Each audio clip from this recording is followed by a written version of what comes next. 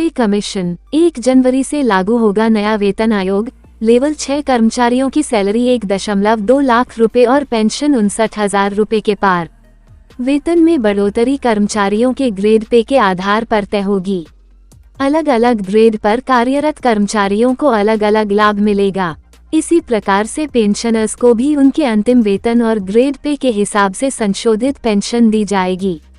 देश भर के सरकारी कर्मचारियों और पेंशनर्स के लिए एक बड़ी राहत भरी खबर सामने आ रही है।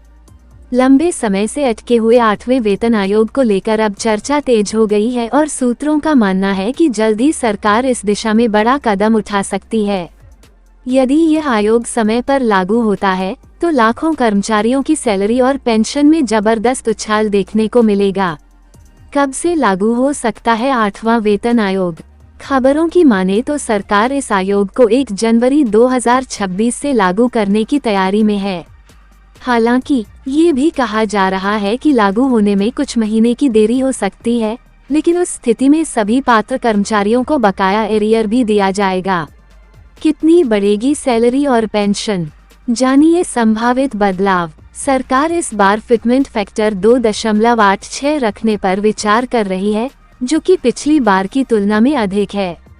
इससे कर्मचारियों की न्यूनतम सैलरी और पेंशन में बड़ा बदलाव आएगा। संभावित बदलाव कुछ इस प्रकार हो सकते हैं। न्यूनतम वेतन 18,000 रुपए से बढ़कर 51,480 रुपए प्रति माह। न्यूनतम पेंशन 9,000 रुपए से बढ़कर 25,740 रुपए प्रति माह। लेवल 3 कर्मचारियों की सैलरी 57,456 रुपए से बढ़कर 74,845 रुपए।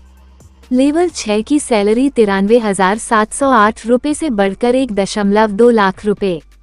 ग्रेड पे के अनुसार क्या होगा असर? पेंशन में अनुमानित बदलाव। ग्रेड पे मौजूदा पेंशन नया अनुमान फैक्टर 2.28 2,000 रुपए, 13,000 रुपए, 27,040 रुपए, 2,800 रुपए, 15,700 रुपए, 32,656 रुपए, 4,200 रुपए, 28,450 रुपए, 59,176 रुपए।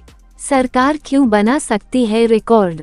जानकारों का मानना है कि नरेंद्र मोदी सरकार इस बार कर्मचारियों को लेकर सकारात्मक रुख अपना सकती है। चूंकि 7वें वेतन आयोग को लागू हुए लगभग 1 दशक बीत चुका है और अब महंगाई व खर्चों में इजाफा लगातार हो रहा है, ऐसे में नया वेतन आयोग लागू करना सरकार के लिए जरूरी भी बनता जा रहा है। कर्मचारियों की उम्मीदें परवान पर। करीब 1 करोड़ से अधिक केंद्रीय कर्मचारी और पेंशनर्स नए वेतन आयोग को लेकर आशावान हैं। उन्हें भरोसा है कि नई सरकार बनने के बाद इस दिशा में जल्दी कोई घोषणा की जाएगी। अगर सब कुछ योजनानुसार चला तो 2026 की शुरुआत में उन्हें आर्थिक रूप से एक बड़ा तोहफा मिल सकता है।